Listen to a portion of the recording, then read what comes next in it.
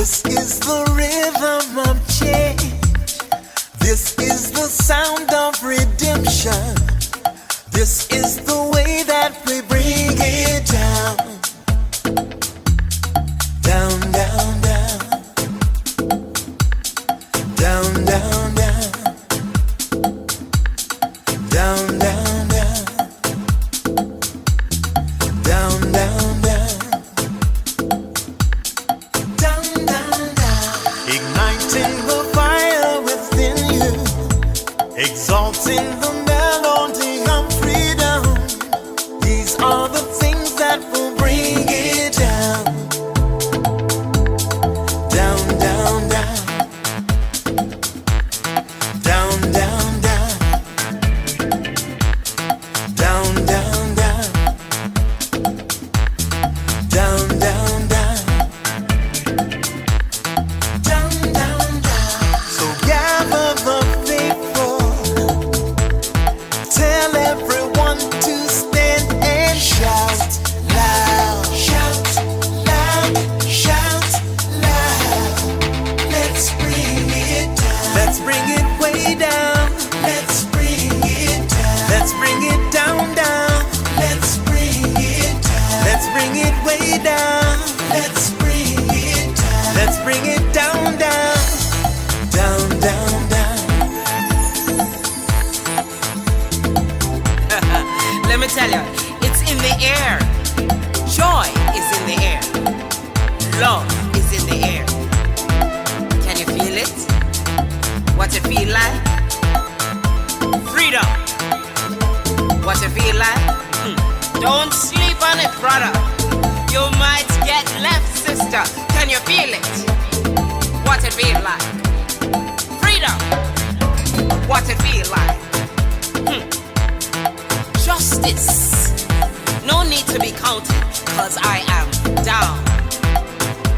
Down, down, down. Down, down, down. Down for the end of racism, for the end of bigotry, cause I am down. For the end of misogyny, that's right. For all the isms out there, just down, down, down. Let's bring it down. Rise up, people. No more foolishness, and let's bring it way down. Riding the river of change into the cries of contrition. This is the way that we bring it down. Down, down, down. Down, down, down. Down, down, down. Down, down, down. Down, down, down. We are the children of Eden, dancing and celebrating freedom. We are the ones that must bring it down. Down, down, down. Down, down, down. Down, down, down. Down, down, down. Down, down, down. So gather the faithful. Tell everyone to stand and shout loud. Shout loud. Shout loud. Let's bring it down. Let's bring it way down. Let's bring it down. Let's bring it down, down.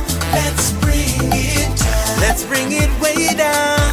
Let's bring it down. We've got to bring it down. Down. Stand up and shout. Stand up and shout. Rise together. Accountability starts now. The Eric Dawson Radio Show. Yeah. Rise up. Stand up, shouting loud. If you are not prepared to come to that table and to represent that voice, don't come. Because we don't need any more brown faces that don't want to be a brown voice. We don't need black faces that don't want to be a black voice. We don't need Muslims that don't want to be a Muslim voice. We don't need queers that don't want to be a queer voice. And if you're worried about being marginalized and stereotyped, please don't even show up.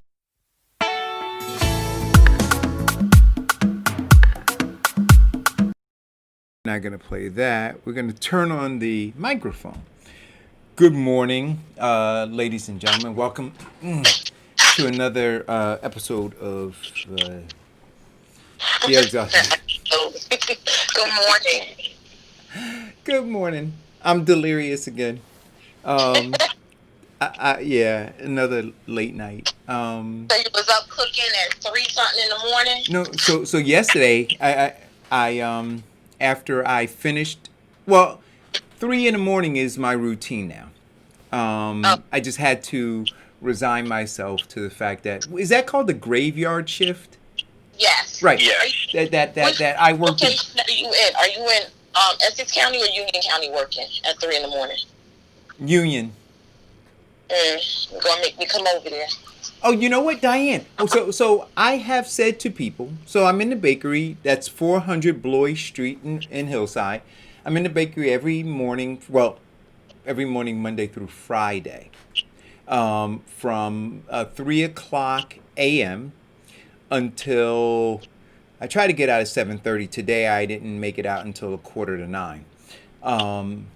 But I just resigned myself to the fact that that's the schedule I have to have in order to meet the demand that we have now. Do you know what I mean? Like, you just have to buckle down and do it. So it allows me to get in front of everything, and just bake and make sure that we can supply it. But what happened yesterday was I did the 3 a.m. and I was out by 8 o'clock yesterday. And then in the afternoon, there was another order that came in and some other stuff that happened. So I went back into the kitchen about 4 o'clock yesterday afternoon, 3:30, 4 o'clock in the afternoon. So I wound up working a double shift. And then I got off. And I was just exhausted, and then but I was able to get myself up this morning and get back in and take care of what needs to be taken care of. So I have nothing to do right now after the show. So I'm gonna go out and I'm gonna tend to my garden, and I'm gonna try to take a nap. How's your garden coming along? You know what? I can't wait until those tomatoes. You know what? The garden is coming. I'm sorry? You can taste those tomatoes right now. The garden is coming along well. But what it is it is empowering. And tell me if you feel this, Diane. It's kind of like they're yours, right? Like you get to determine you're the determiner of what's going on, and it's real, right? It's not, it's food. It's something that you can sustain life with, and I think then this is the closest way that you'll be able to actually experience birth of life, not childbirth, but birth of life. Because if you screw up, you kill them. Yeah.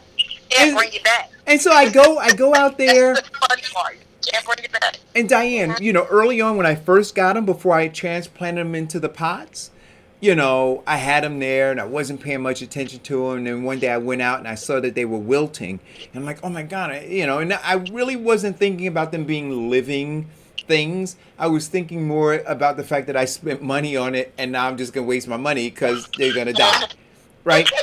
But now I go out there and tend to them because I see them as living things that are going to produce something that is going to sustain, that is going to provide sustenance for my family and help sustain me. And so that relationship that I have with those plants, which is bizarre, right? But it is a relationship now that I have with them. Like I look out and I check on them. I go outside and I sit by them. Even, like I water them. But then I'll have my coffee next to them, right? Like they're like my little children. Children.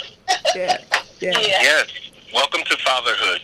But then they also just provide this calm, right? Like in the midst of the storm of creating a business and all of the craziness with COVID-19 and everything else, it's a calm. It's a calm because they will do what they do, right? You water them, they will grow, they will produce fruit or vegetables or whatever, and that's it.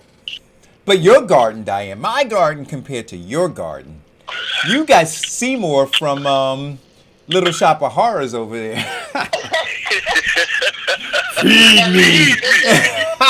It's out of control growing. I'm trying to figure out, like, what am I going to do? It's going to, like, take over my driveway, because my driveway is the sunniest part of the house that stays sunny for the longest part of the day. So I don't know if I'm going to be, if this is going to be a driveway or if it's going to be a garden way. I don't know what's going on over here. It's gonna be a drive-up farmer's market. Exactly. So yesterday I took off some. I forgot to send you the pictures, but I took off some tomatoes were ready, and I used those yesterday to make a tomato paste for. What did I make yesterday? Spaghetti for the tomato sauce. Ooh, yes.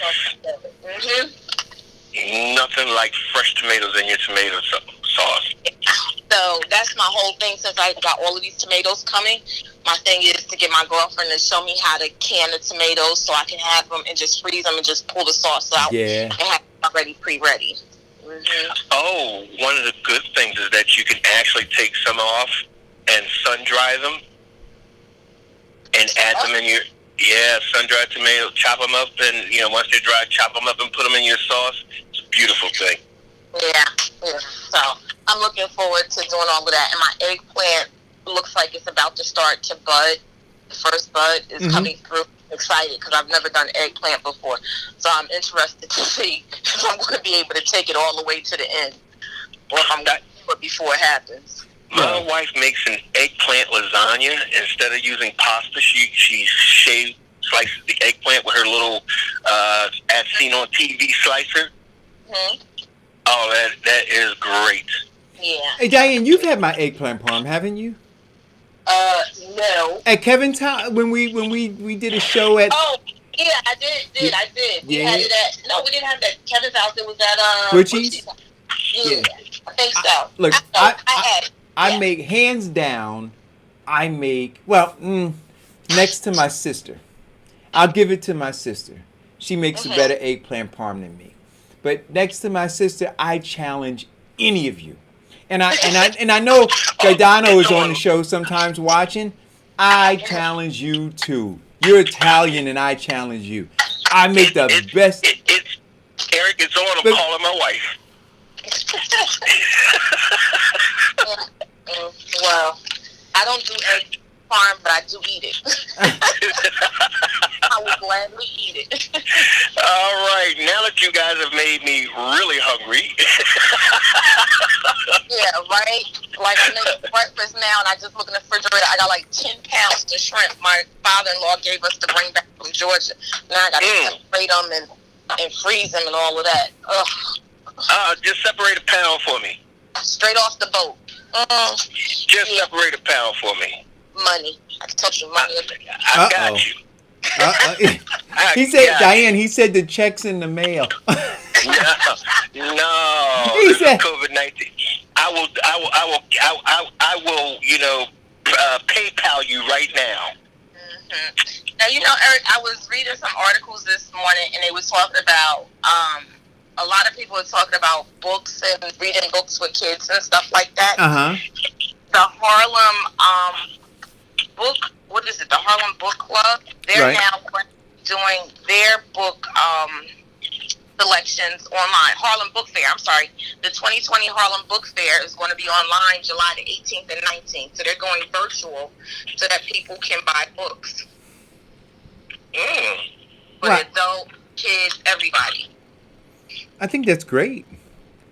I saw what you posted on Facebook today. I don't know if it was today or yesterday, asking people if they were part of a book club and what was the last book they read. That'd be very interesting. I'd be very interested to know,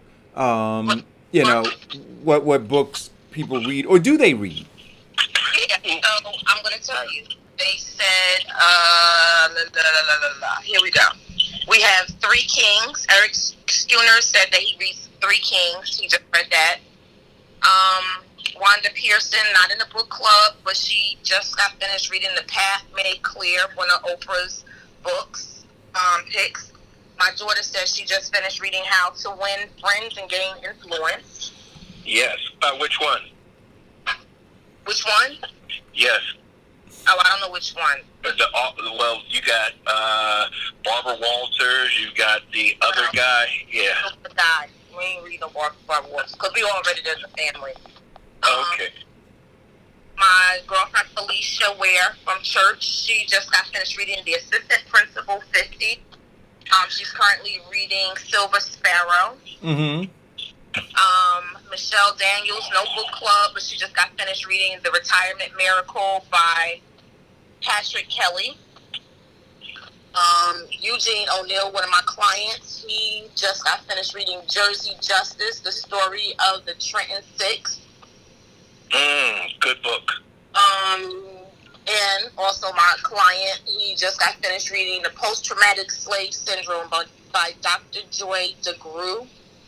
That's a good one. Shalanda Thomas, who's a Hillside resident, she just got finished reading the book that she wrote, which is What Kind of Woman Am I? A 30-Day Guide to Becoming an Even Better Woman. Wow. Patricia Frazier just got finished reading last book, Relational Intelligence by Dr. Daniels. And her next book is No Guesswork Diet. And that one is by, who is this by? Dr. Remick Hunt, MD. Gwen Johnson has just finished reading And Then There Was Me by Sadiqa Johnson. Okay. Yep. And let me see, what was I reading? I've read some. I do a mix of books in between the books that we read as well. I do audibles, of course. I love audibles. I just got finished. I used to read romance novels, sex trash books, all of that crap. I read all of that. So I have a good mix. The last one was Bad Blood by Mary Monroe.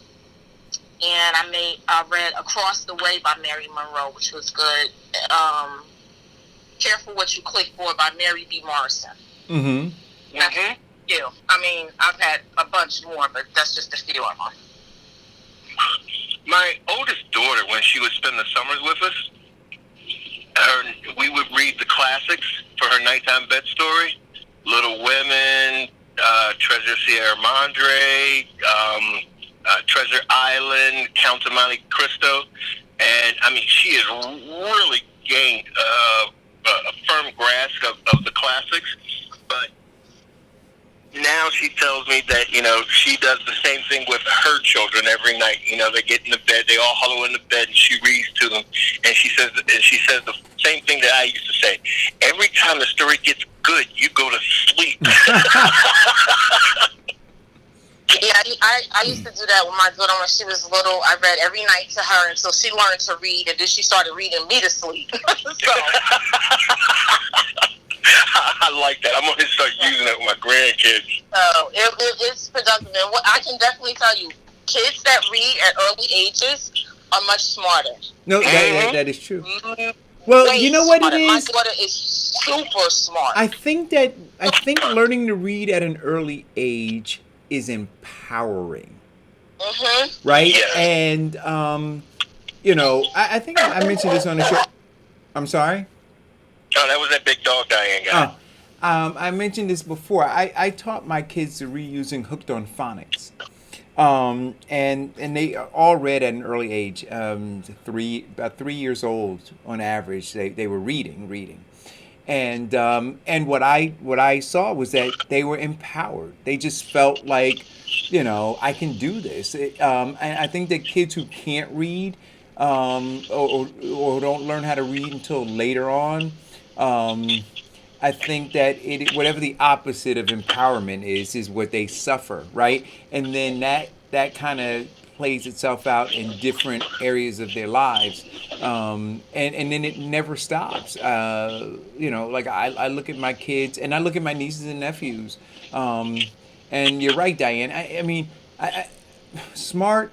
They're knowledgeable, right? Because of their ability to read, they have more knowledge, and then they're more curious, right? They're more intellectually curious. They are seekers of information because they know the portals through which they can find it. And I think that the kids who don't read or don't know how to read or not around readers, they don't know where to get information from. And that's why a lot of them are headline surfers, because whatever's served up to them, they consider to be the information. And then they want to be in the know, right? And so when information is served up to them, they shout to the world, "Hey, look what I found! Look what I know!" And oftentimes it's, garbage. Yeah. I agree. I taught my daughter how to read because we used to do a lot of road trips. So we got 3x5 cards, and we just start putting words on them. Mm-hmm. So by the time she got to kindergarten, she was, way beyond that and skipped the first grade. So, and I mean, she just blew them all away. And, she was good she's great right now in terms of referencing things.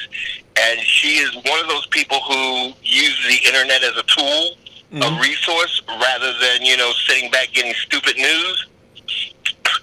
And yeah, it works. That is one of the best things that you can do for your children. Read to them, teach them how to read. I mean, it's part. It should be the part and the right of every parent to give your child that empowerment. Yeah, go ahead, Diane. There should be more, and it's funny that I don't hear about it. There's a young lady that's on. She belongs to my church, and she has you could call it a book club. She does a virtual book reading with her kids, and she doesn't have any little kids. Her kids, her students. So she has the parents and stuff. They come online. Other people come online. It's open to everybody, and she reads a children's book to them. And she even has the authors come on as well. She can get them to come and read. She's had a couple of child authors that have come to read their books. So I thought it was really encouraging and a good thing.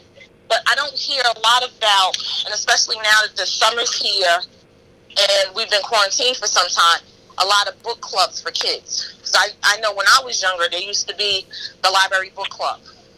Every week there was a different book to read. And I think I think not only parents, but the school board has slacked on encouraging reading for our kids. Well, look, what I say to you, the Newark Board of Education had a president of the Board of Education who couldn't read past 7th grade reading level. So, I mean, what are we talking about? So he's not intellectually curious. He's not a voracious, a reader. And so why would he promote reading when he didn't read? Do you understand that? And so it's crazy to watch. But when you measure successful communities, right? And then you look at who are the leaders of those critical institutions, those people are PhDs. They're high level people. And then what they do is they pour all of that back into it because they understand the value of it. See, in the black community, that's not the case. Right, because we give a lot of scenarios and situations as to what's happening and concerns. We talk about that.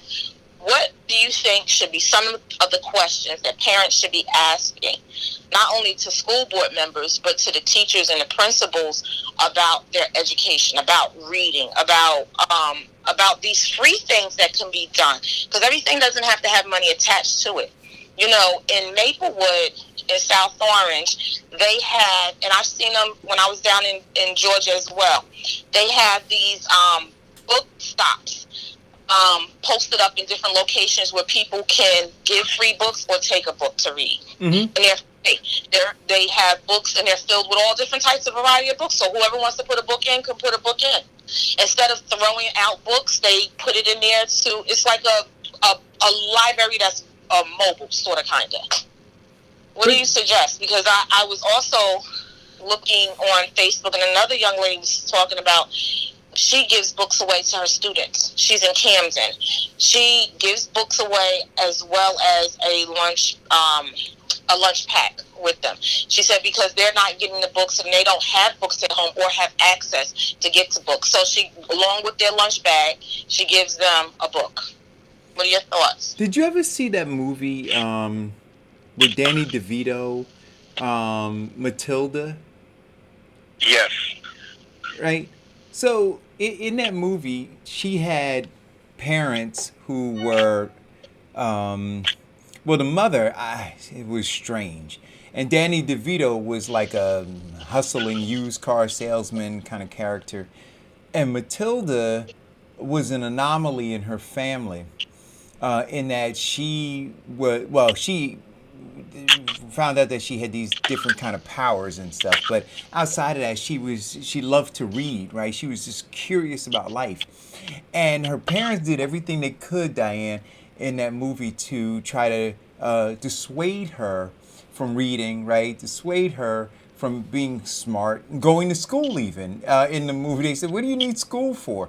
And I fear that in our community you have a lot of that, right? Where even where you might have a kid who might show some promise and start to blossom, I think there's so many weeds around him or her, right, in the community, whether it's directly in the household or in the immediate neighborhood that he or she lives in, that chokes that out of them, right? And convinces them through actions and their and their words that it is useless and futile to go to school or to learn, or why be bothered with that, One thing that we have adopted from the actual England that we use in America, and it's a huge part of the process of systematic racism, is education. Our children weren't raised to be, or in school, they weren't taught to think for themselves, to be curious. They were taught to be obedient because they were just raised or groomed to reach that age where they could just be poured into the labor force.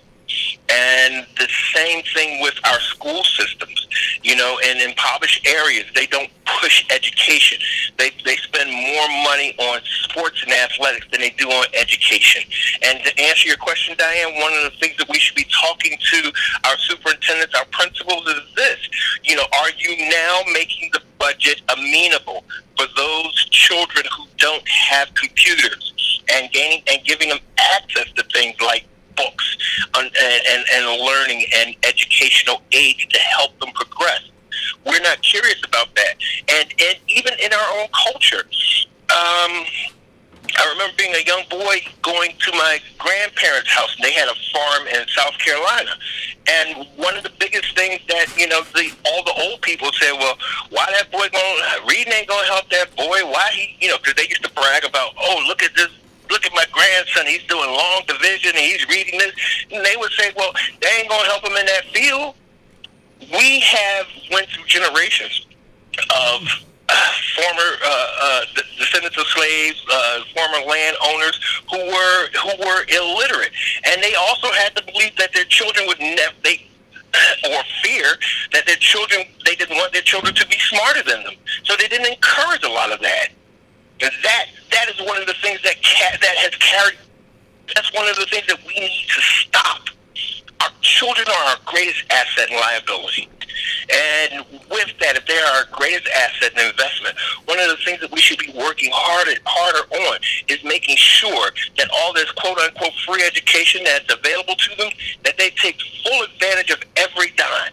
Our administrators, our teachers, and us as parents, should get put like the fire under them to make sure that they teach our children to do things like read and even enforce that with the administration and the school board to make sure that that budget has supplies for them to give our children those advantages.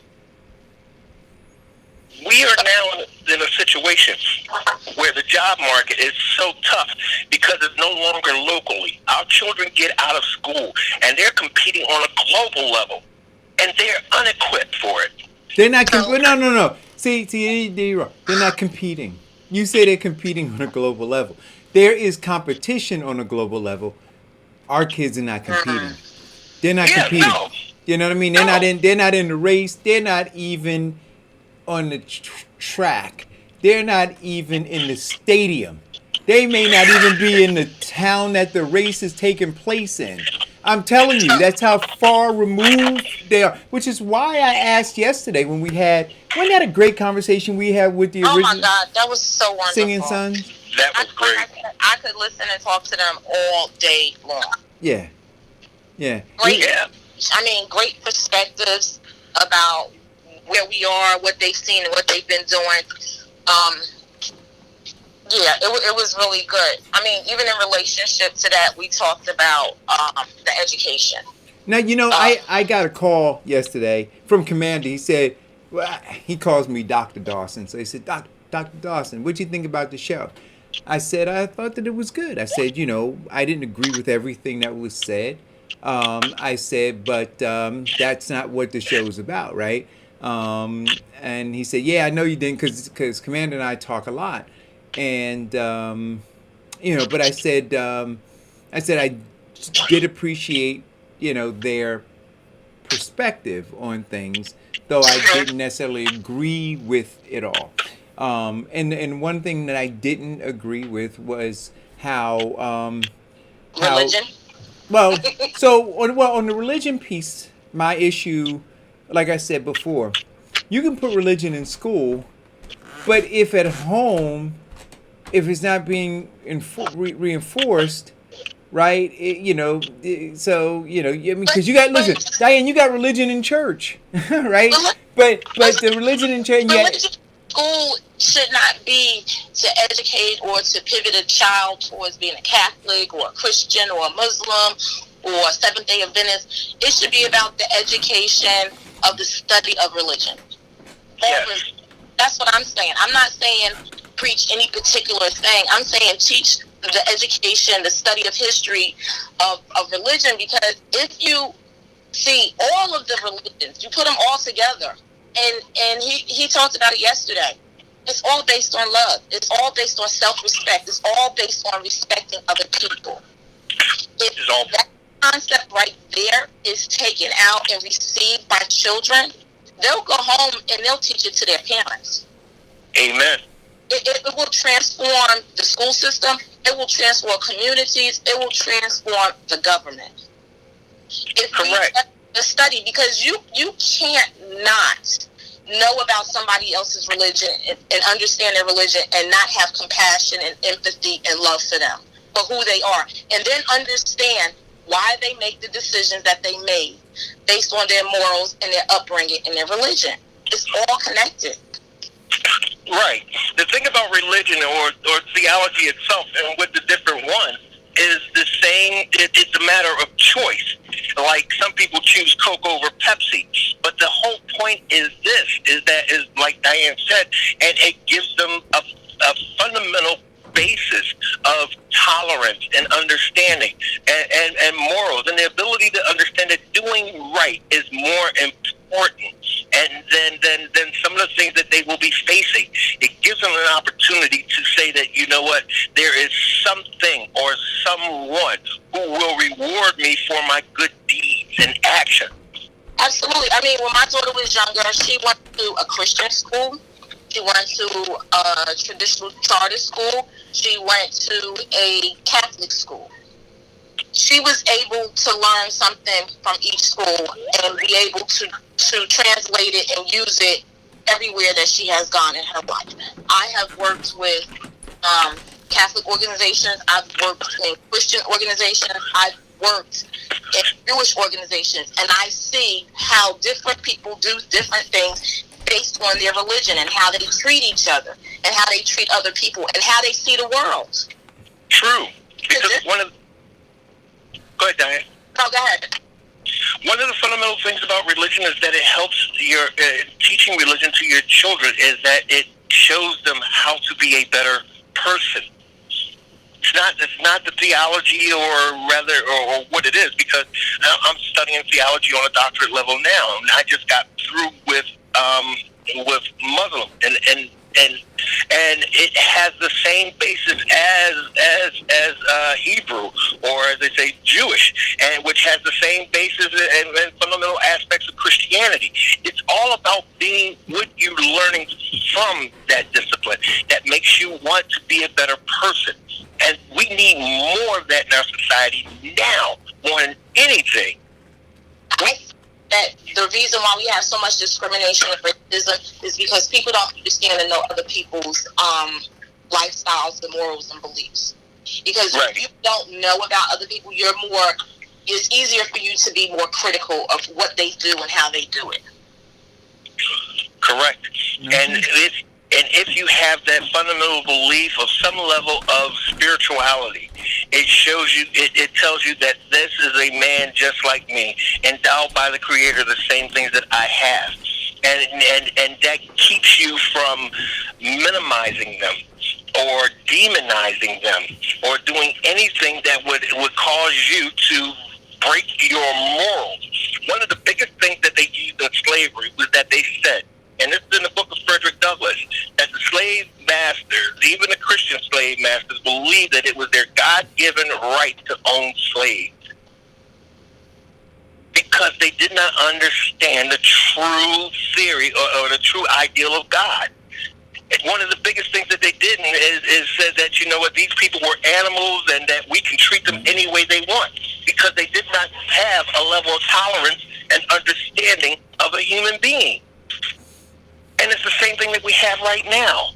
We have people who look at another group of people and they divide them and discount and discard them because of their race. And they say that their race is primitive, below us, and they're animals, which gives them, which opens them or gives or dehumanizes them and lets them do whatever they want to that group of people. And the other thing is, when you teach and learn about other people's cultures and religion, that carries on into their adulthood. So then you go on and you vote for people who have these morals and these beliefs behind the scenes that you don't know about. And then when they get in office and they start to project these things, now you're upset because, he's turned City Hall into an Islamic center, or, this person is only doing stuff for the Jewish community, because we didn't understand and we weren't paying attention and we don't know. So it changes how you see things globally, really. Truly. What else? What was the writer Walt Whitman said, the cure for religion is world travel. Once you see other cultures and people in their native habitat and their abilities, you break down the false ideologies that you had of other races. Mm-hmm. Yeah. What did you think, Eric? Eric? Yeah. I'm just listening. I'm just listening to the conversation. I don't know. You like Huh? We're going to take you back to the book, How to Influence and Win People. That's what you're trying to do. You're trying to win me over. How you like, nope. No. Yeah, I mean, listen. Eric drifted off when we said religion. No. Look, I want whatever's gonna help.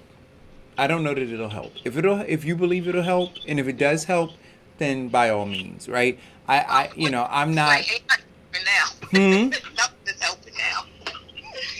Yeah, I'm not anti things simply for the sake of being anti them. I'm anti stuff that doesn't work, right? Or that is detrimental. I don't think that it would be detrimental. I just don't know that it would work. But if you guys believe it will work, then I'll give it a shot. The other thing that I questioned was this idea of building industries and creating opportunities, because I said, we wouldn't be competitive. for those opportunities. Now, he did give us a link, and I want to go back and check out the link that he gave to do some more research, because I had some questions about that too. Because if you open up a new industry, that's great, but is there going to be training within that industry to get us up to par? And how much training is going to be needed for us to be optimal, as opposed to just being in a position and not being able to do anything? A lot of training is going to be needed. A lot. I mean, look, I remember, Diane, when we were talking about artificial intelligence, a year and a half ago, 2 years ago.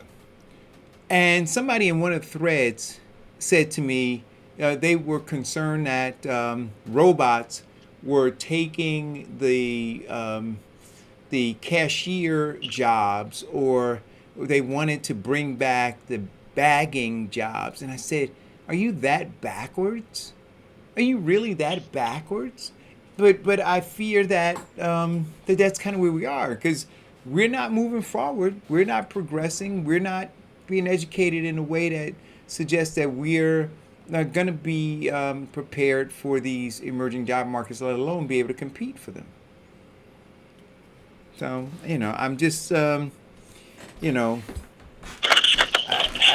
got, I don't know what to say. I'm not encouraged at all at this point. I think that the more I listen to what Robert Taylor said when he was on the show, the more I think that it is inevitable, given all the data, everything that I see, that we're in big trouble.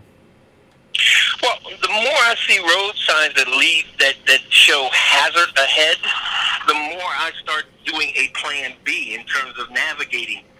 And Robert Taylor gave us a great and very true road sign. And if we don't do something immediately, we will walk into those hazards. What he said about the Native Americans and American Indians were absolutely true. And we see the same practices happening with us. We're in a country right now where, because of the amount of numbers and because of the noise that they make and because of their ability to make phone calls and protest, we see now our country changing from gender bias, yet we still, and they're using the same things that we put in place with the civil rights. If that is in place that has success, then why are we not using it to avoid these potential hazards? I mean, we beat people in the head every day about the greatest power that they have to make change in their communities is to vote. Yet they elect that same jackass as senator in Congress. We have to look at we have to plan ahead. We have to look at the hurdles that are ahead of us and use our legislative power and our power to elect the right people to make those changes for us.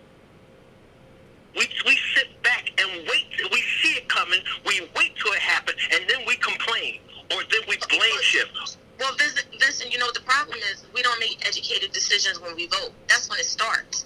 There you go. Talked about Cory Booker's history in Newark alone.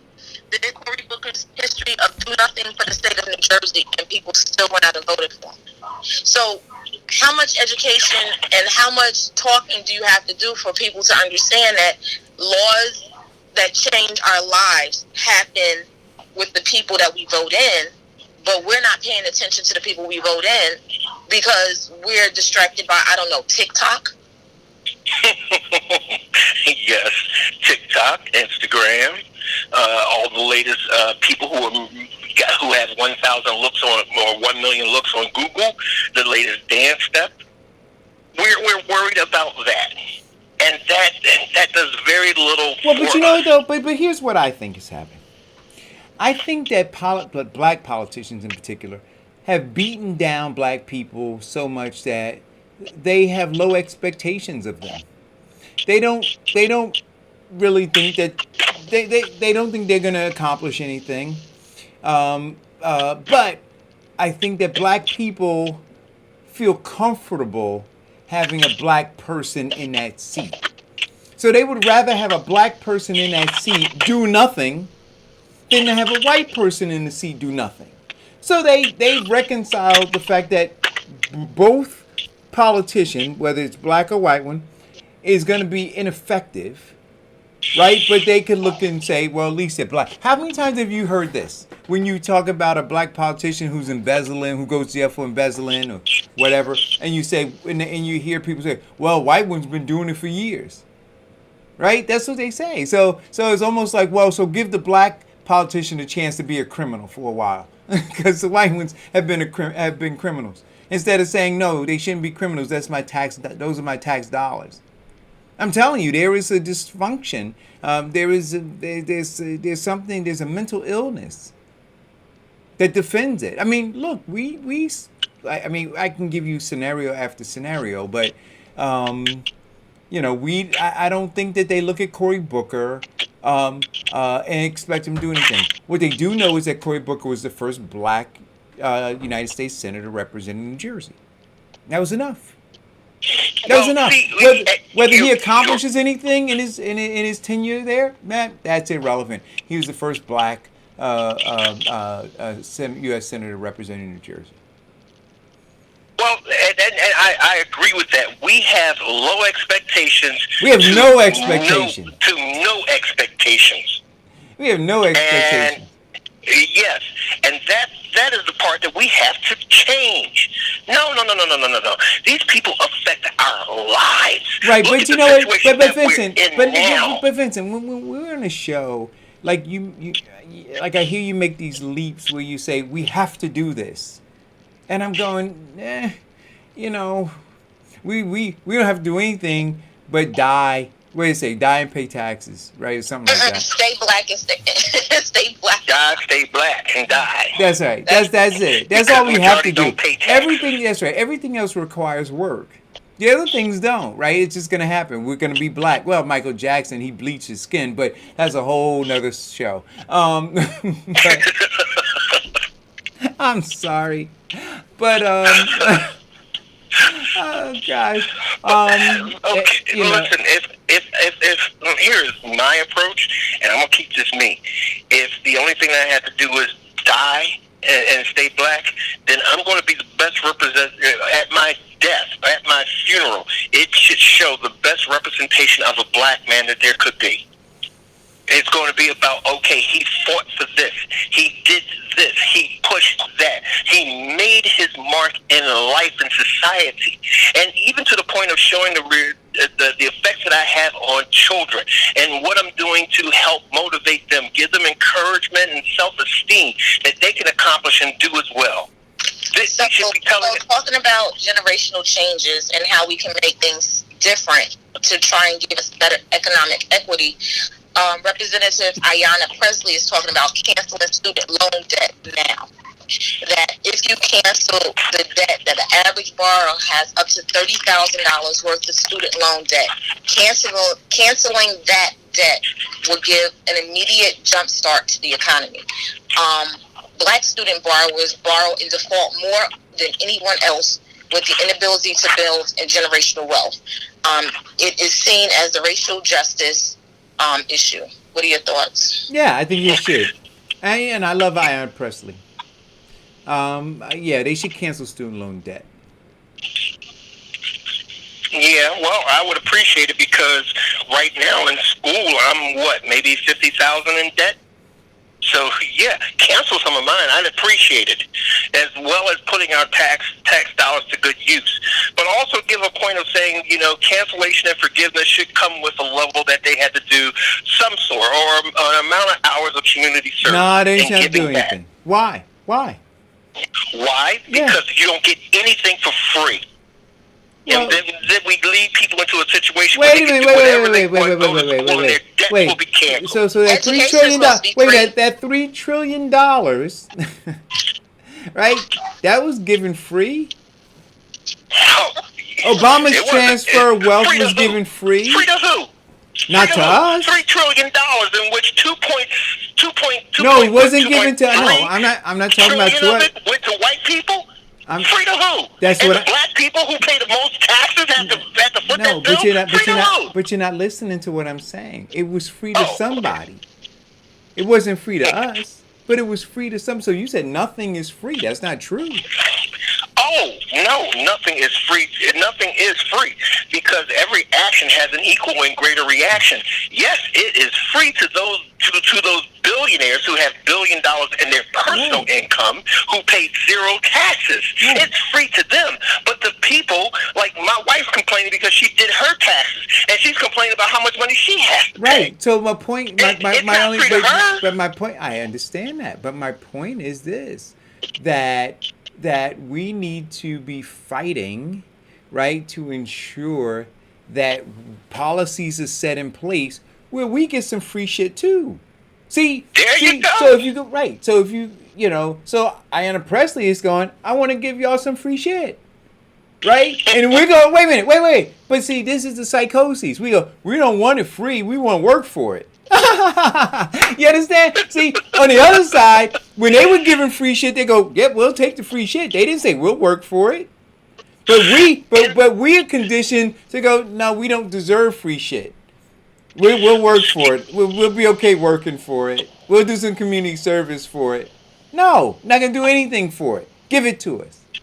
Just like you transfer free shit that creates wealth, generational wealth over there. Give us some free shit. And you know what? And in the end, wait a minute. And in the end, it really isn't free. Do you see what I'm saying? You're just paying us for shit that we've already done. So it's not free. Go. So why you want me to? So why are you gonna give me something that is owed to me and expect me to work for it? There you go. In the book that we read, when affirmative action was white, the whole basis of it and that movement with the deal, the New Deal and the Reconstruction, was that it was not reconstructing the black generations. It was reconstructing the white generation, building and establishing a middle class, which back then, those people and those children are now to the point of having generational wealth. The same thing. Oh, by the way, guess what's on the bill right now and then what they're talking about? Restoration. Once again, they're going to tattle with that to appease the black vote. It comes up every election. We get them to talk about it, yet they do nothing but talk. Now, if anybody should be getting some free stuff, it should be the American descendants of slaves because they built this country. Yet the descendants are still, and a majority of the descendants are still in the same poverty-stricken condition as their ancestors. But we can't elect people to vote on this to make it happen. And then they want to know why they're in their condition. I'm really sick and tired of people sitting on their butts and complaining. We need people to get off their butts and do something about it. And the least thing you could do is a mail-in ballot. Well, mail-in ballots are done, so that's over. and that's been proven to be a hot mess, too. My solution for that is they should open up the polls. They should stagger the days, or rather than stagger the days, extend the days to 7 days for voting. So this way you have less people coming in on one day and do it that way. Because if we can go to the grocery store, to the gas station, to the beach, we should be able to go to the polling location and vote. But with that, Montclair State is saying that they plan on freezing the tuition. They're not going to raise the tuition for students, and they're going to be doing virtual learning. So that's one of the first schools that I've heard so far in New Jersey that's going to do that, is freeze tuition. And I appreciate that. But the other thing about voting is that they should have it they should keep that as the same level of priority with your plan and having it 7 days. They should have the same level of priority as they have with the DMV. People sleeping out there, started camping out there at 3 in the morning just to get a spot in DMV. But they can't sit up here and waste an hour of their time to go and vote. Does that make any sense? Yeah. Well, it's the same thing happening in unemployment. The unemployment commissioner for New Jersey said that everything is going to stay virtual, that she wasn't opening up the offices. So that makes sense. Do what they want.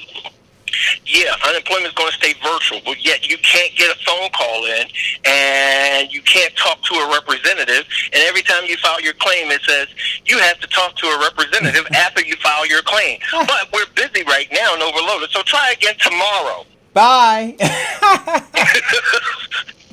That's what happens, right? And then they hang up on you. Unbelievable. As my uncle used to say in Philly, why do we keep falling for the okie doke? They keep giving us this platitude lip service, which mechanically means nothing to us, and we keep falling for it. Unbelievable. So what else is on the docket? Oh, Diane, you were talking about Nick Cannon. What the hell's going on? The hell is going on with Nick Cannon? And what's going on with my green screen? Can you? Oh, you can't see, but I guess my yellow shirt, it's close enough to the green that the key it's like distracting to me, and maybe distracting to the viewers. I'm sorry, guys. I'll wear a shirt that contrasts more next time. It looked pretty good earlier. Maybe it is. It's distracting with your movements. Yeah, so I'm gonna stay still, but my OCD won't let me. So It sure won't. Nick Cannon lost another job. So wait a minute. So no. please explain to me what happened. Well, basically what he said was black people were Semitic, and it's impossible for us to be anti-Semitic because that would be us against them, us against ourselves. So they of course did not like that comment, and they fired him. So, so words matter, right? Or rather, who hears the words? Right. So, Semitic. I'm going to read definition. Relating to or denoting a family of languages that includes Hebrew, Arabic, and Aramaic, and certain ancient languages such as, what is this? Phoenician, and I don't know this other one, Akkadian, constituting the main subgroup of the Afro-Asiatic family. See, Jews have taken this thing, and when we hear Semitic or anti-Semitic, we instantly have been trained to believe that that means you're anti-Jewish, anti-Semitic, anti-Jewish, anti-Semitic, anti-Jewish. Say it again. Anti-Semitic, anti-Jewish. Mm-hmm. Right? Do it, say it, do it, say it, do it, say it. Do it enough times. Don't push back on it. Now you believe it. Somebody's anti-Semitic means they're anti-Jewish. But what does it say? The main subgroup of the Afro-Asiatic family. Right? So what Nick Cannon was saying was, I'm a Semite. I'm a Semite. Or descendant of. Oh, I dropped the microphone. Hold on one second. I'm all discombobulated today. So he's saying it's kind of like, you know, and I mean, I guess you can hate yourself, right? We talk about it in the black community all the time, right? Like self-hate. So we got to ask Nick that question, and maybe he needs to go get some counseling or something if he is experiencing self-hate. But that's not what they are accusing him of, right? They're accusing him of hating another group of people, Jews, right? And that's problematic. It's problematic. So I think what's problematic is social media, in a combination of celebrities, who are really just pretenders because they're actors, think that their opinion is as valuable as everybody else's opinion, that we need to hear it on a regular. I think that is sometimes the crossover that they always get into with their opinions. Not that their opinions are not important, but I think that they put themselves in a class that they are above people or more knowledgeable, but in reality, all they're doing is pretending almost. So I don't know. Tell me. Well, there are two things that we have to look at. One, and I know this isn't Keep It Real Wednesday, but I'm going to tell the truth about it. The worst thing that you can do in the entertainment industry is be branded an Jew hater, because who runs the media? They do. There you go. Right, but why is he a Jew hater? Like, look. Yeah, Why does he have to be so extreme? Why is he a Jew hater? Well, What was the actual? He's not a Jew. What was the He's actual not a Jew comment? hater. Right, he's being labeled. He's not a Right, he's been labeled a Jew hater.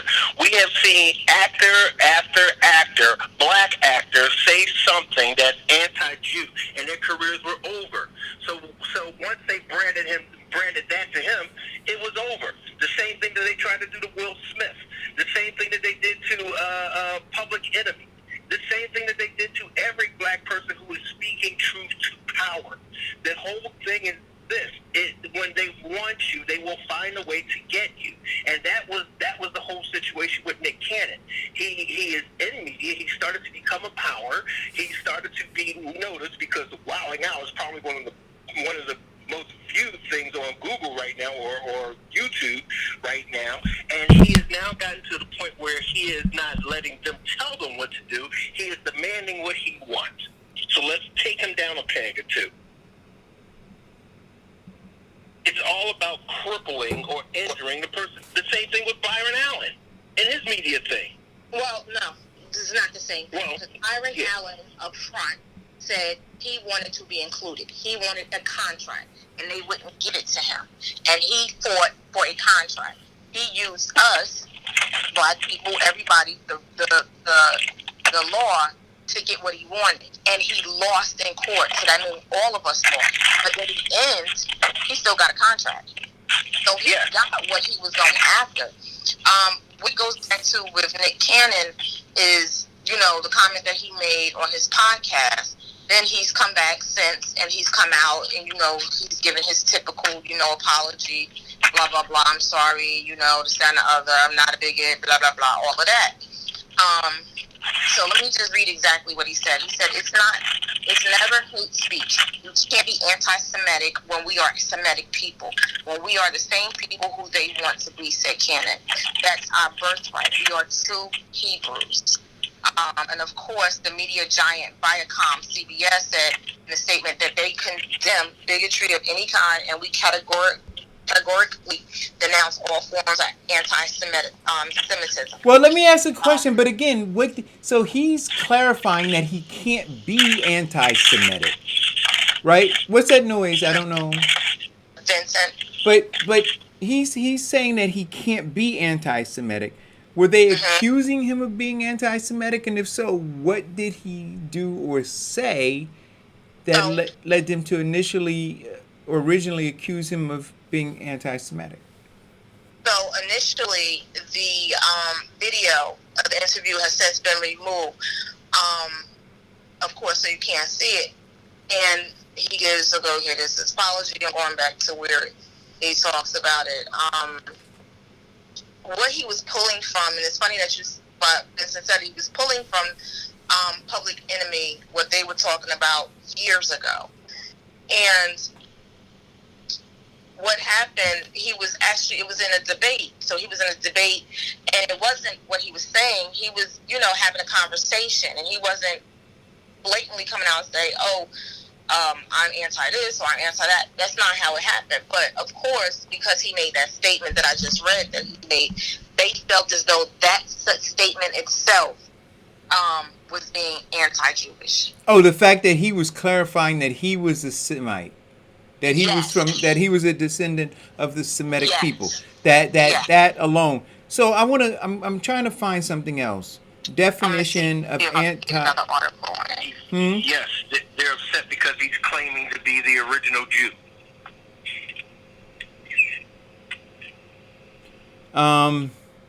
So I'm looking up. Anti-Semitic. See, so here we go, right?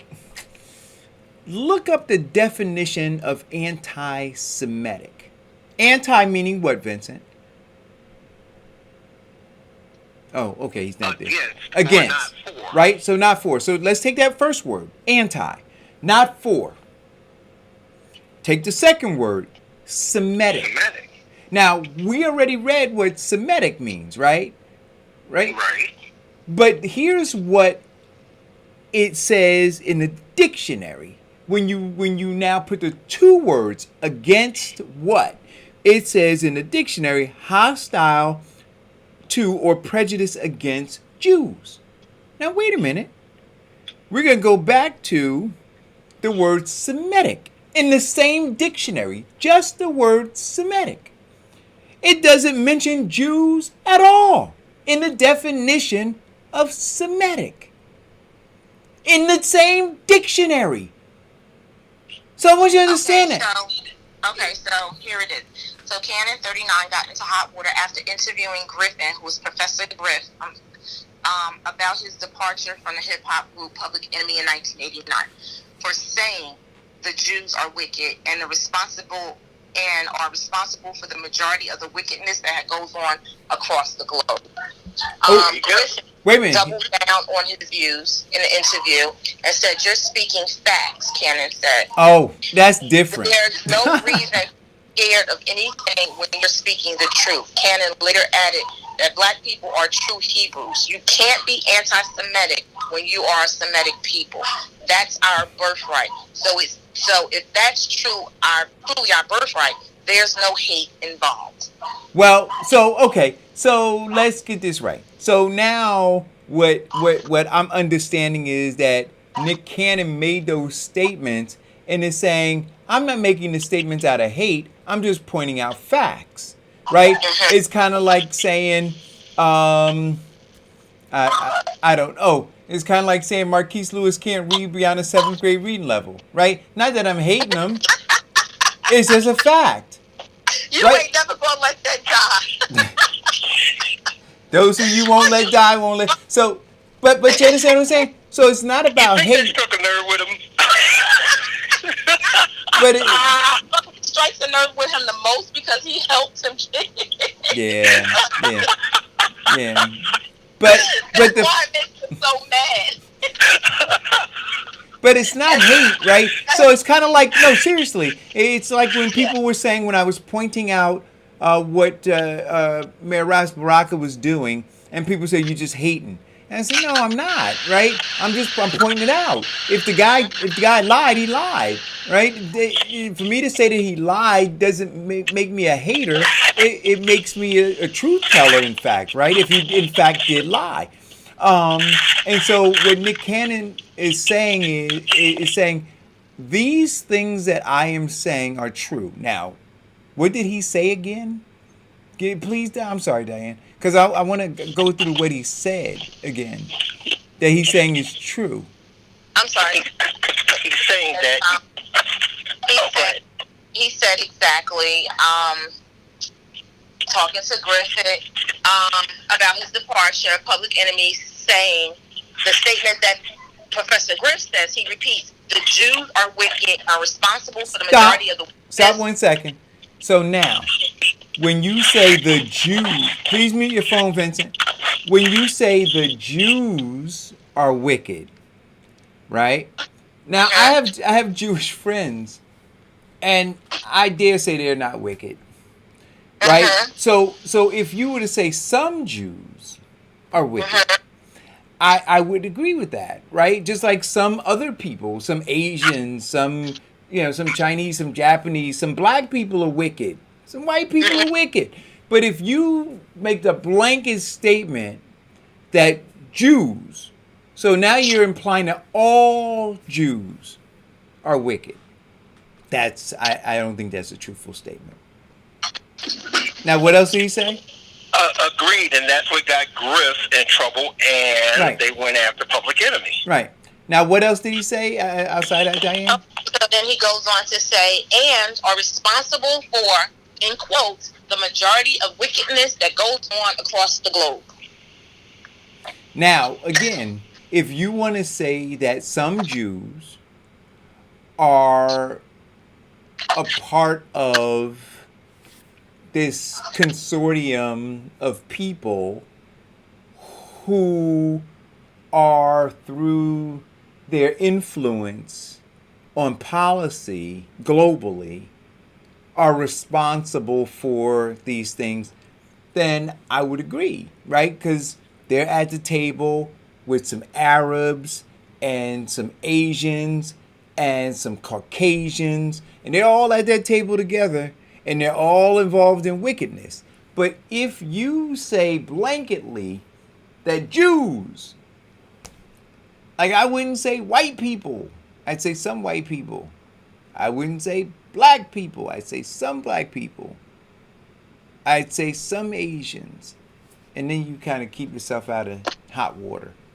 So then, Eric, this goes back to, again, not understanding other people's religion and morals and making blanketed statements about people.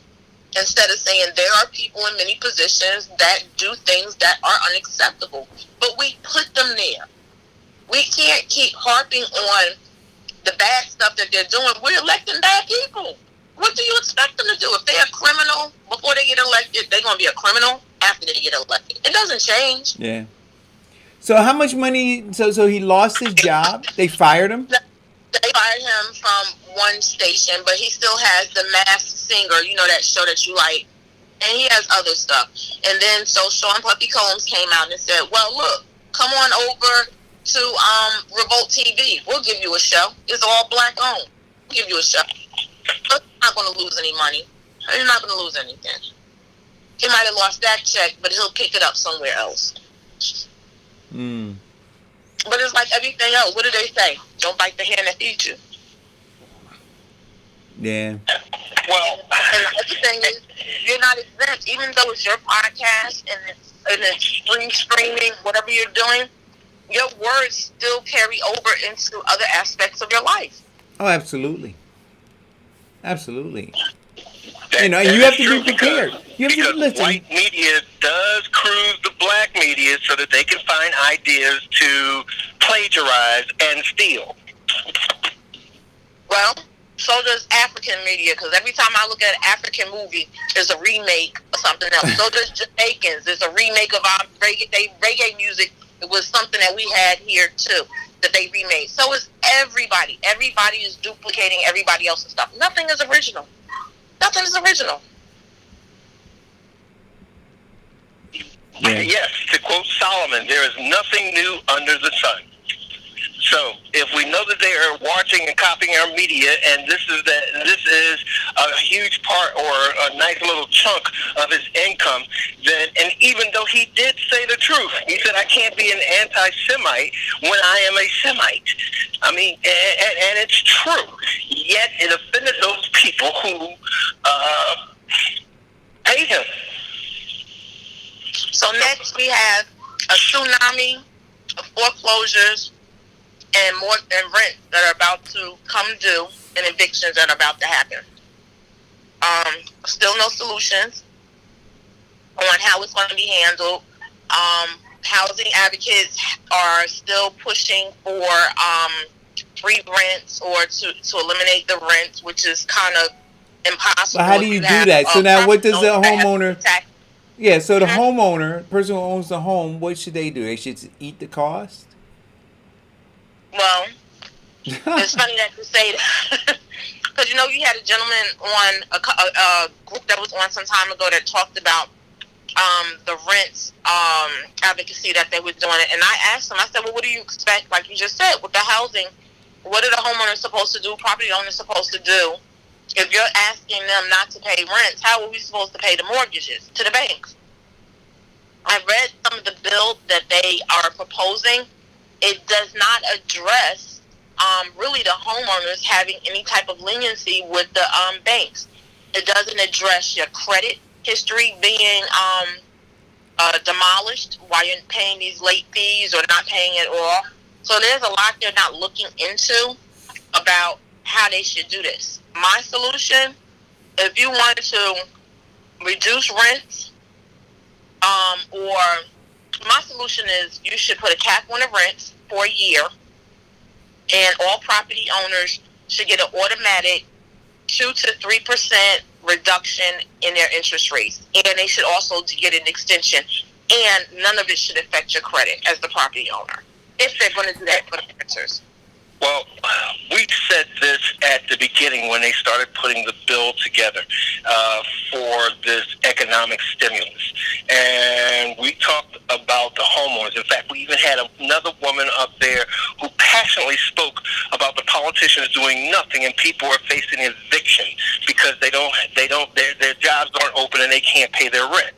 One of the things that should have happened, and we talked about it, is that part of that provision of the economic stimulus should have went, and in fact, a lot of it goes to mortgage companies. So, since they have that money, then they should set aside or back in the payments that were due. Now, to the actual the mortgagee, who, of course, like Diane and myself, we're property owners, and that's part of our income and investment. So that money could have relieved everything. They've been relying on the simple fact that courts aren't open. Now courts are open virtually. So the tsunami of foreclosures are going crazy right now in this country, and people still don't have the stimulus money. Now they can give $3 million to a hedge fund group that went bankrupt 3 months before the COVID virus, and then their economic stimulus. Why can't they give this money to these home owners who are about to be foreclosed on, who can pass it on to these tenants who are struggling too? But yet these are the people who pay their taxes, and it's not working for them. Well, the other thing on the flip side in New Jersey, Governor Murphy is coming out and saying that he's going to potentially raise our taxes, our property taxes, because of the tsunami of money that we don't have coming in. We don't have any revenue coming into the state. But yet he's sitting on, and we talked about this probably a year ago, Eric, about the marijuana bill and how the marijuana bill should have been used strictly to infuse money back into revenue back into the state. They wouldn't do it. They didn't pass it. Right. They kept sitting on it. So he's still not really talking about it, because that right there itself could be a way to infuse money back into the economy immediately. We have a slush fund that they haven't decided what to do yet. When Christie raised the turnpike tolls and all of that money that could be used for it. We're talking about what? Right now it's somewhere close to $16 billion. So where does he get this crap from? Oh, but on a lighter note, he's going to raise your taxes. However, he is looking to change the racist term freeholder. Please. Yeah, and one of the freeloaders that we have in Union County, Angela Garrison, they use, of course, as a token black woman to be on top of that to say that it was racist. But she'll be on top of anything. Oh, I'm sorry, that's probably not a good statement for her. Wow. I'm going to keep. That was a Freudian slip. I apologize. Oh my gosh. I would expect those words coming out of Vincent's mouth. Yeah, Vincent, I'd have to tell you off air all the antics with her. That's another thing. But don't sugarcoat it, Diane. Tell me how you really feel. Yeah. Oh no, she knows. I've told her. She knows personally how I feel. Nearly 1/3 of children are being tested for the virus in Florida are coming back positive. So teachers are concerned. Parents are concerned. Governor Murphy is supposed to have a conversation at 12 o'clock today, again, to talk about the opening of schools and how that's supposed to happen. I've gotten some information from a couple of different sources that are sitting on the information on how the rollout in New Jersey is going to look. Each school district was supposed to prepare a reopening plan, submit it back to the state. I've read several from different school systems, from anywhere from kids to be in school 3 days a week, home 2 days, Kids will go to school on an A schedule or a B schedule, which means 1 week on, 1 week off. Right. I've also seen virtual. Let me see. There was a couple of other that was kind of interesting of high schools and middle schools doing the on again, off again. They were trying to work to make sure. One district was saying that they would work with parents to make sure that their multiple kids were going to school on the same days. Another school system in New Jersey talked about how they were alternating the school weeks. However, they were going to be probably canceling busing. That was in Metuchen. And kids would have to find a way to get to school because they were going to eliminate the busing system. In Charlotte, they've talked about they're removing completely to remote learning. They're going to do social distancing for 2 weeks, in-person orientation for all the students. So the first 2 weeks, they're going to do an in-person orientation. And then after that, they're moving to remote learning. It's going to be a mess. Because again, like shutting down the state, each city is doing something different. So they talked about the charter schools, the public schools, opening and closing. I haven't heard what they're going to do with boarding schools. Are the kids going to stay at the schools? Have they been sent home? Will they come back for remote? Because, we have several boarding schools here in New Jersey as well. Mm-hmm. Blair Academy. I think, what's the one down by Princeton? The Hun School also does some boarding. So I don't know how they're going to do that. And then there is a lawsuit against the state of New Jersey because they're saying that the Trump is refusing to allow online education for foreign students. So if they were a student and they were here based in the state, taking classes in person, and now, of course, they can't, he's trying to block them from getting the education from online. So, he got everything else to be concerned about. That's one of his big concerns, too. I don't know what's going on. So what are your thoughts? Would you be sending your kids back to school? Or Nope. I'd be homeschooling. Never. And that's the other thing that people aren't talking about. They aren't really talking about the traditional homeschooling curriculum as opposed to the public school who are trying to figure out how to do the virtual learning, then going strictly to the homeschooling, because homeschooling has always been virtual. Right. And they have the system set up and they have it down pat. So I don't understand why parents aren't considering that.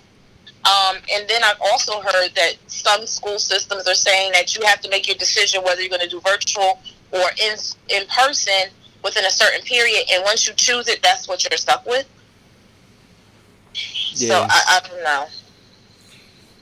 Yeah, I would not send my kid back to school. If I were a teacher, I would not go into the school. In fact, not only teachers, we haven't talked about all of the other workers, the custodians, the nurse, mm-hmm. the cafeteria workers. I wouldn't be anywhere near there.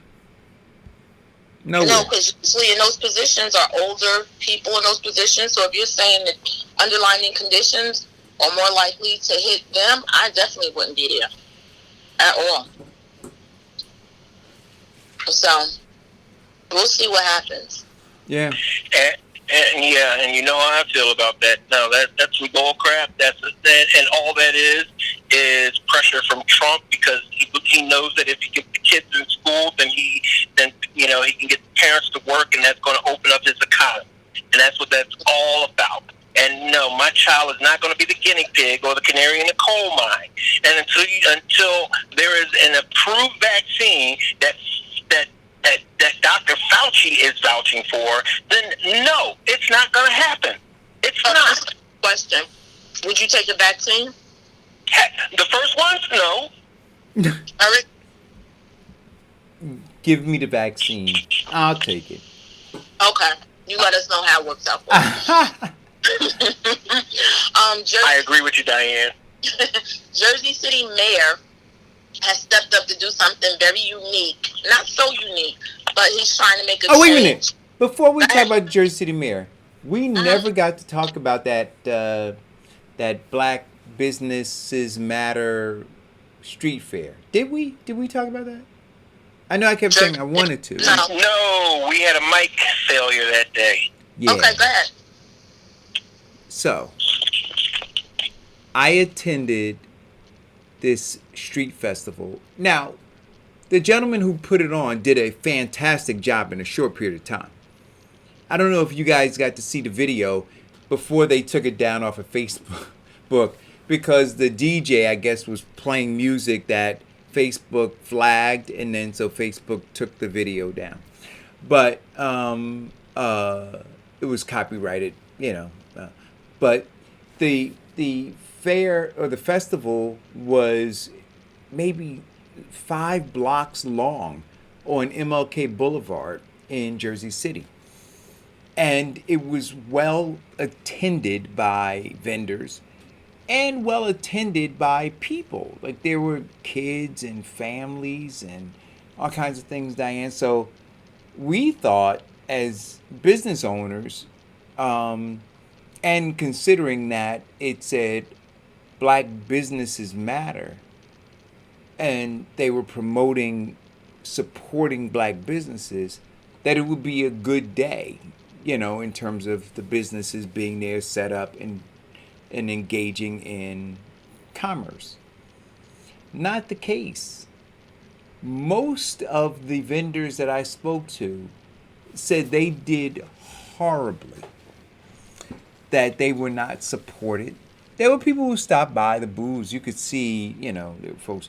But what I saw, and I'm not stereotyping this, I saw a lot of Black adults who were carrying concealed alcohol, right? So they decided to come out and enjoy the music, because there were some local singers, who were local to Jersey City or Newark. In fact, there was a gentleman, was not impressed. I mean, I'm just being honest. Wasn't impressed with his voice, but he hailed from Newark, and apparently he released an album, and so there were people who were there to see him, and some women entertainers who hailed from Jersey City, and so the locals were there to see them, but they weren't there to financially support the Black businesses, which was disheartening, because the banners all over the place said Black businesses matter.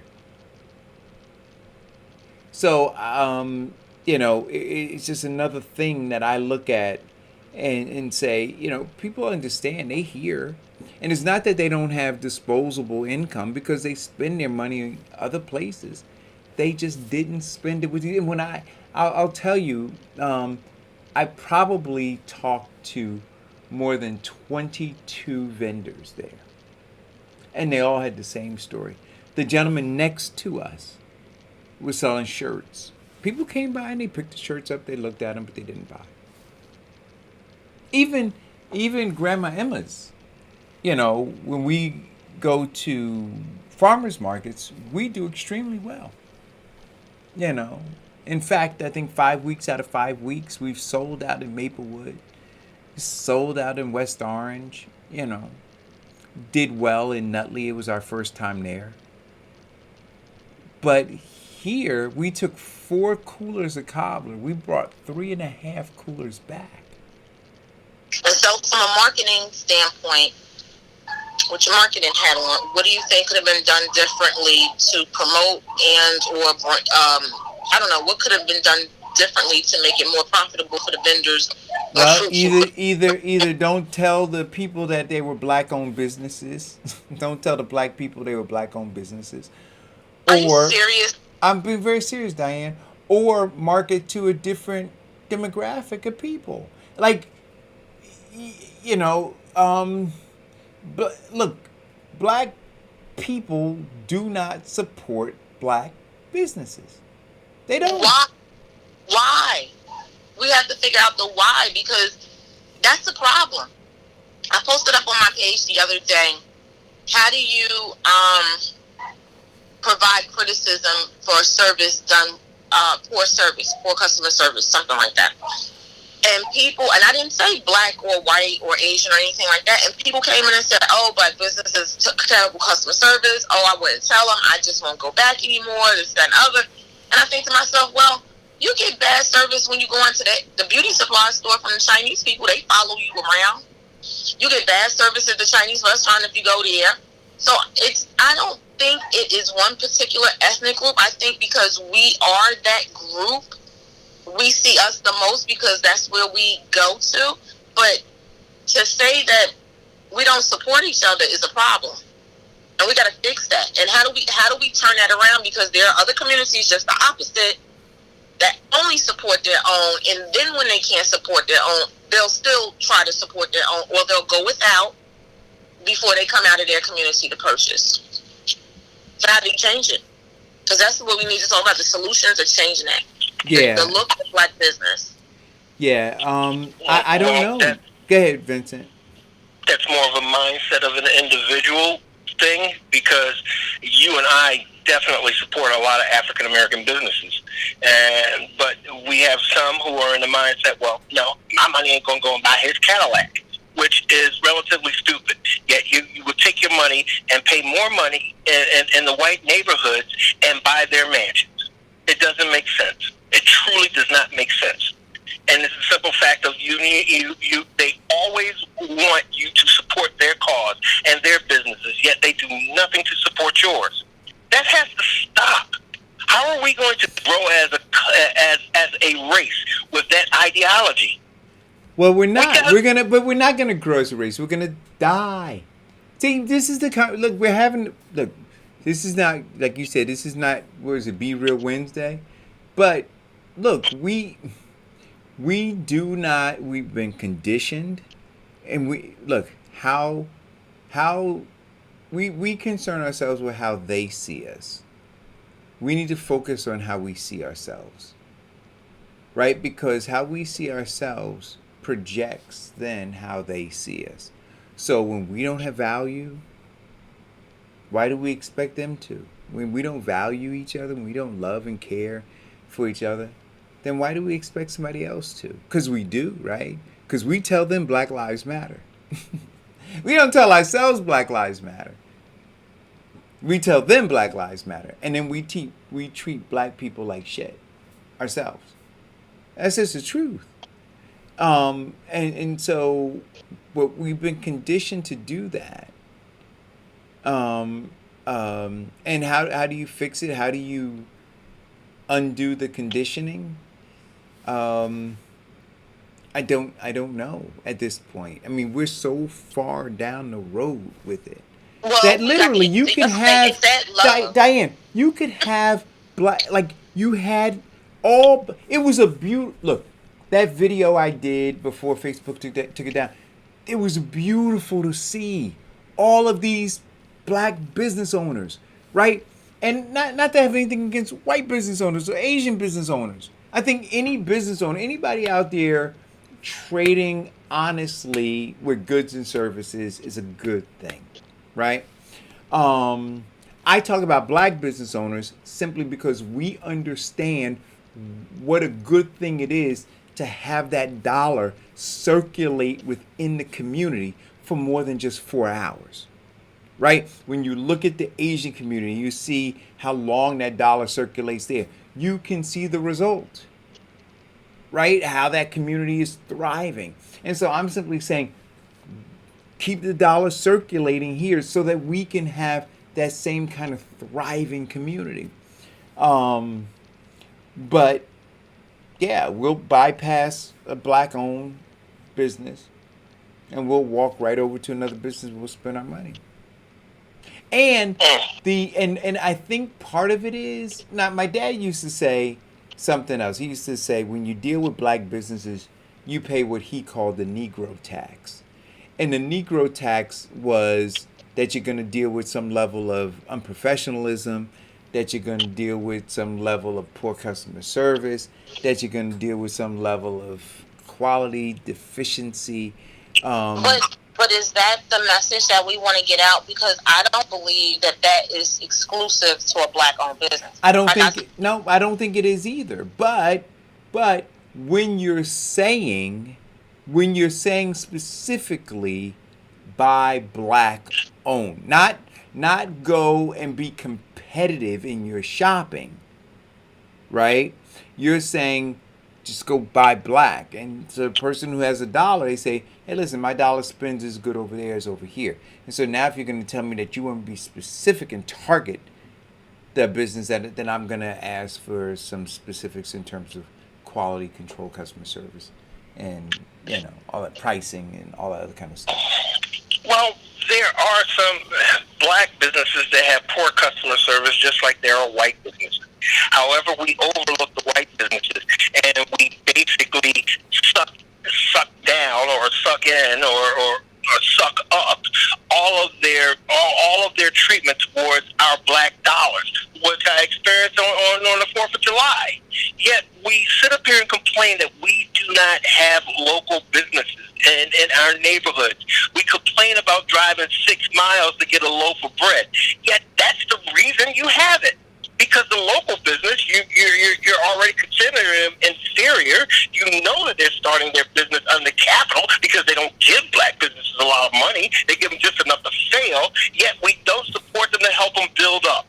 And then we complain about our condition. Something's got to give. It has to. Either we're going to do that to support, to help them build up, and black people aren't very shy in being vocal about your business and how bad it is and tell you to your face. So why can't we help them, support them, and encourage them? No, we get in a freaking car. So do you go to a black business if you've had bad service and you let them know about their service, or do you just not go back to that business again? I let them know that, you know what, I choose to come to your business because you're black owned, and I choose and I expect the same service, if not greater, when I go to these white businesses. If you are going to continue on being in business, then you need to gain a level of professionalism. Now, I saw what you posted, Diane, and my comment to you was that, because I saw what other people said in there. And I do the same thing, right? If I go to a business, if I support a black business, and there was poor customer service or whatever else, I'm not gonna go and put them on blast on social media.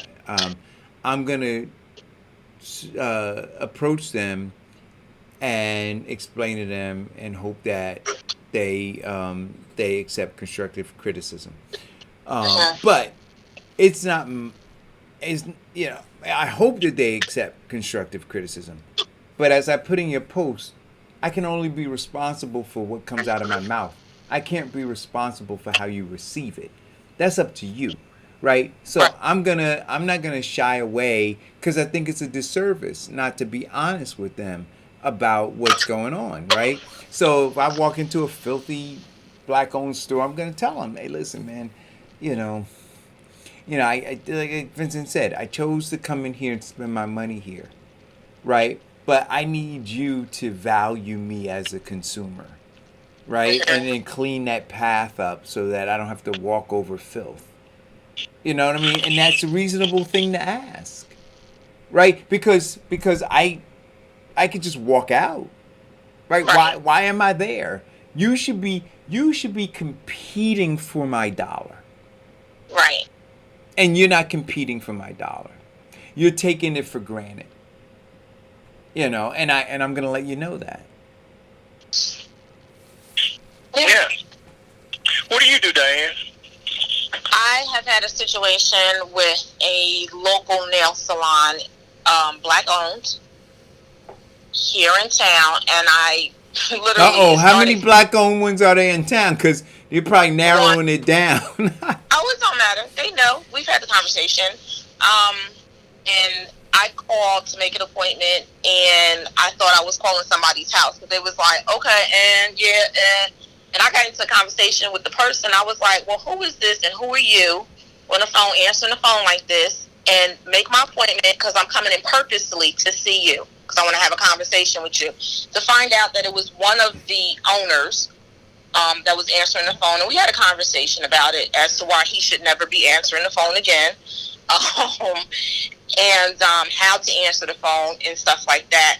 But it turned out to be, it turned out to be well. They were business owners who were not in the business of beauty, came into the business because they wanted to start a new business. They appreciated the information that I gave them. One coming in there listening to gangster rap. I don't want to hear that either. Because when you come to get your nails done, it's like it should be a spa experience, relaxing. So yeah, as you know, so I told them I don't shy away from telling people, because I'm going to tell you, and I'm going to tell you if or why I'm not going to come back. So I'm going to tell you why I may not come back, but it's up to you to make the change. So they stayed open, and I guess now they're closed now because of COVID-19, but they're still going. But you know, Did they make changes? Hold on, you know, the way your presentation of your business and the atmosphere and how people walk into your business decides as to the type of clientele that you're going to get as well. Well, you know what? So here's the deal with a lot of small businesses, black or white, but let's say black for a second, is they look at you as an individual and they say, well, you know, that's what she thinks. And, you know, we have customers and we have whatever, so whatever. And what they don't pay attention to is that the things that you're pointing out are like little lesions, right? That if allowed to stay and not removed, can become cancerous cells that ultimately eat away at your business, right? And so you want to try to correct those things early on so they don't metastasize into other parts of your business, because they will, right? Like bad customer service might start off over here, right? And then whoever the person is that's working there, they got away with it, nobody said anything, and so they become more brazen with it, right? And then all of a sudden it's just out of control. And so it behooves a business to, again, not take for granted the fact that some people have decided to step over the garbage in spite of the garbage being there, because they want to try to support black businesses. And so you make it harder for them. Right? Why? Why wouldn't you make it easier for them? Why would you make it harder and say, you know, I'm gonna have you step over this, I'm gonna have you deal with this bad attitude. Vincent, stop barking. Is that your dog, Vincent, or Diane's? That's mine. Feisty little fella. So, you know. He's the toughest 3.5-pound dog in the neighborhood. Hey, I bet he is. Yeah, let me loose. But you understand what I'm saying, Diane? You know, and then what happens is it becomes a slow drip of one customer not coming, then another customer not coming back. And then what do businesses thrive on? They thrive on referrals, right? And so now nobody's referring anybody. And so all these things start happening. Next thing you know. No. Not the fact that nobody's referring anybody, but then they go all over social media and tell everybody that they know, and they tell everybody that they know how bad your black business is. Yeah. So I tell them. You're absolutely right in that approach. They have to understand that they are competing for my dollar because I work hard for it. Yeah. And people may call it disposable income, but no, I call it loss of wealth. And if I'm going to give it to you, and see, a lot of these salons, especially, and barbershops have to understand, in terms of the black community, a salon, a barbershop, that's our country club. We're coming to relax. We're coming to get treated well. We're coming to look good when we leave. And part of that good feeling is their customer service, their ability to cater to our needs for that dollar, their ability to do an excellent job, their professionalism. That's what keeps their businesses going. All this coming in, rap music, guys smoking joint in the back, all this other crazy stuff. No. I go to the barbershop. That's my source of information in the neighborhood. We know how the pulse of the people and how the community is feeling about our local and our national politics, our understanding of children and child rearing, and how we are all striving together for a level of excellence in ourselves and in our children. I don't want to hear all that bull crap. So no. If you're going to have a business, then have a business. Don't have a job, have a business. business. Yep. I agree 100%. I agree 100%. No, And go ahead. I'm sorry, Diane. have a hustle. Until you won't make any money, and then it'll be done. It'll just be a hobby you do from home, and save the rest of us consumers out there. No lie. The only problem, I respect everybody's hustle, but the only problem with me with having a hustle is that, you know, all it takes is one phone call and it's over. Yeah. Yeah. So we've covered a lot of topics. I don't know what else is on the plate, and I am fading fast. I know you've been fading for a minute, so for the last 10 minutes. Hey, wait a minute. And I don't know, listen, Diane, I don't, wait, can I say something? I don't know if anybody has noticed this, but I'll tell you. So I have a screenshot of me, right, just staring at the camera, right? And so when I feel like I'm really fading, I transition to that image on the camera. And so it's really not me live. It's like a still of me staring at the camera. Oh my goodness. Yeah. I'm not going to feed into that.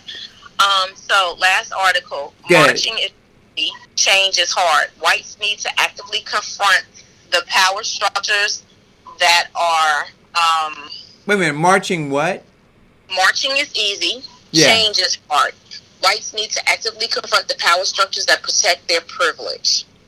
So this is an opinionated piece that was put inside of the Daily News, and they went on to talk about following the social media and watching TV. They observed the diversity of the demonstrators. Often there were more white people than persons of color.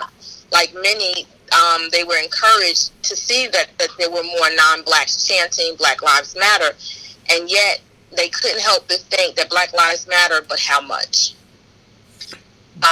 There were some people that stated that parents, there were kids that were supporting and going and supporting Black Lives Matter, but their parents not so much. That was an article that was in Teen Vogue that they talked about. One young lady stated that at her high school, she was surrounded by white kids who would call her the N-word, teachers who would make fun of liberal views, and onslaught of sexism, racism, and transphobia. What were you going to say? Right. So here's the deal. We cannot expect people who are benefiting from a system to slit their own wrists. Right? Because that's what it is. They're benefiting, and you expect them to just say, I don't want to benefit anymore. So even though they may feel for you, right? They may say, man. So here's an example. You see the guy who's homeless on the street. You feel for him, but you're not going to give him a home. But you genuinely feel for him. You don't want him to be homeless. You don't want to, but you're not going to go and give him your home. So they believe that Black lives should matter, right? But not to the point that they are going to give up their privilege, their access, all of those things. So there's a line there. There's a line, and so they'll come out of, like the article says, they'll come out of March, right? See, because marching is easy. You can do that, and you don't have to give up anything. In fact, you gain stuff by marching, right? You gain some credibility amongst people who don't know better, right? So they say, see, those people care about us. See, they're good people. They care about us. So you gain that, and you lose nothing. And that part is very true. The reason that we find the younger generation doing more of the protest on the Black Lives Matter is that they are aware of what the system has developed. Now, the olders are saying this: I'm not giving up white privilege.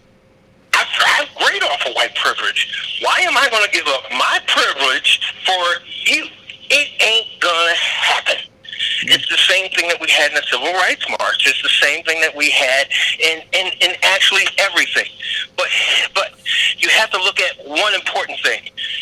The young and the youth outnumber the old.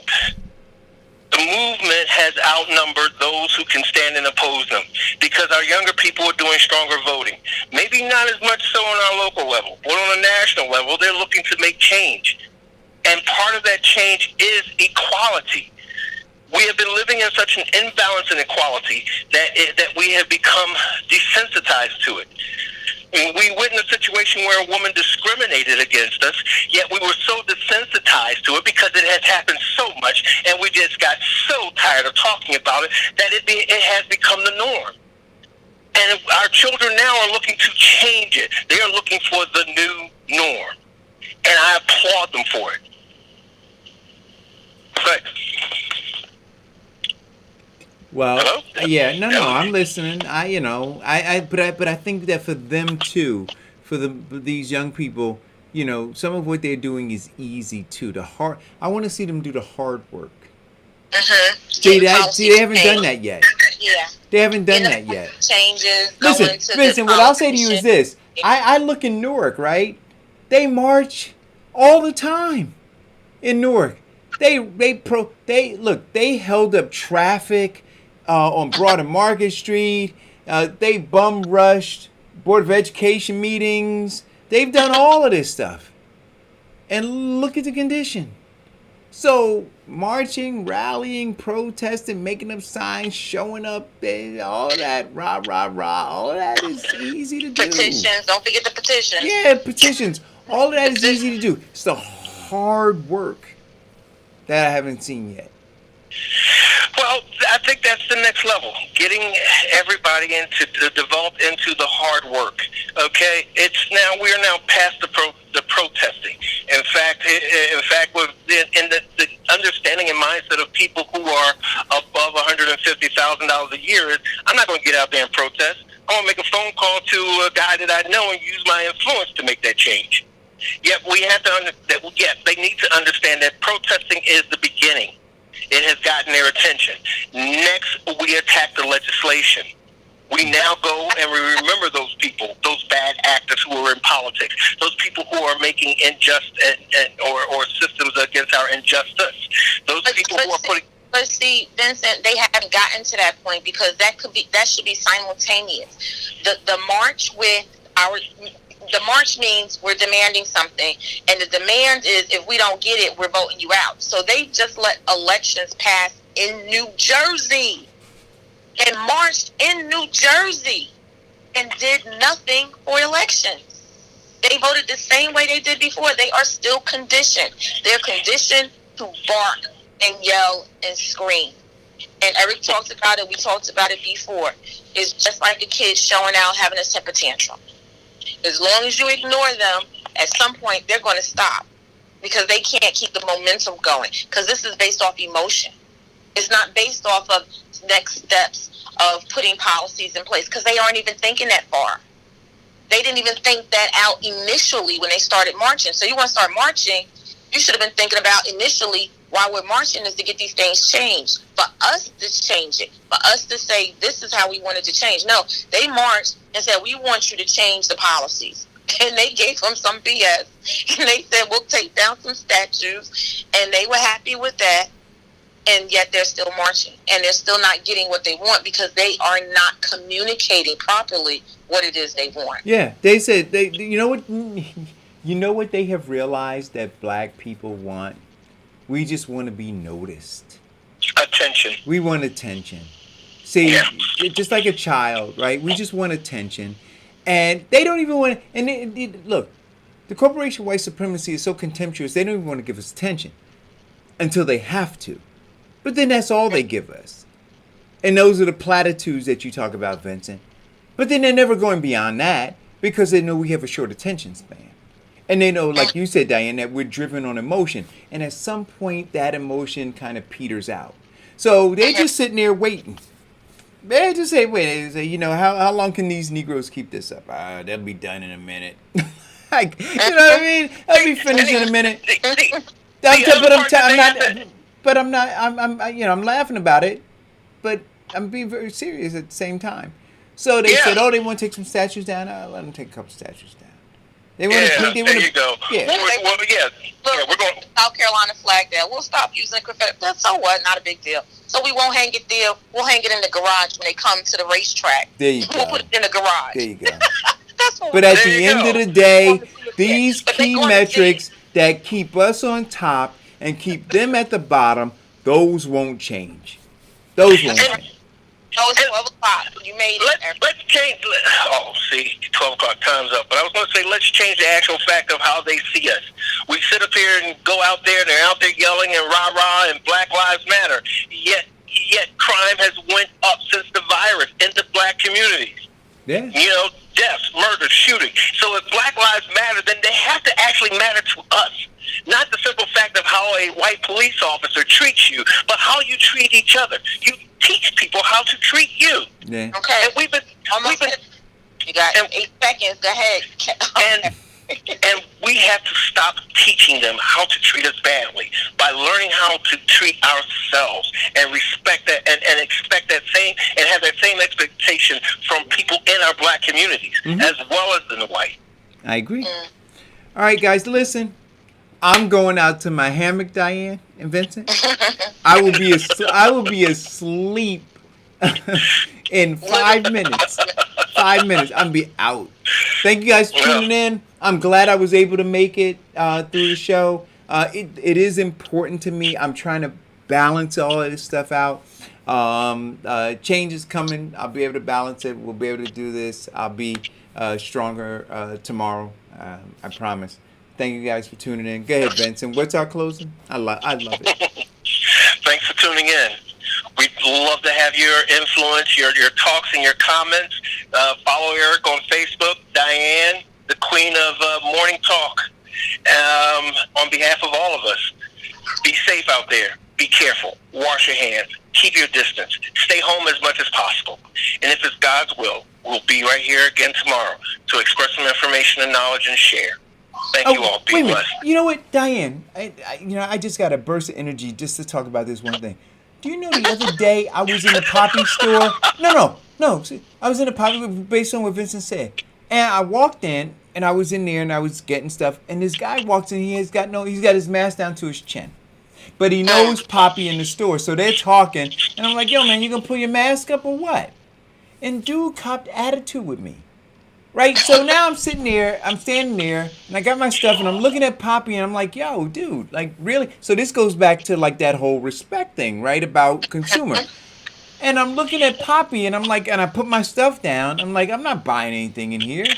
And so he's like, calm down. I'm like, calm down. And then the dude who copped attitude chimed in and added fuel on it. Diane, at 57 years old, I was going to drag his ass out to the street and open up a can of whoop ass. And then I caught myself. Okay. All right, and with that, stay safe, keep your distance, all that stuff. Keep your mask on. Whoop ass is on sale at Walmart. Look, respect your elders. Buy one can, get one free. There you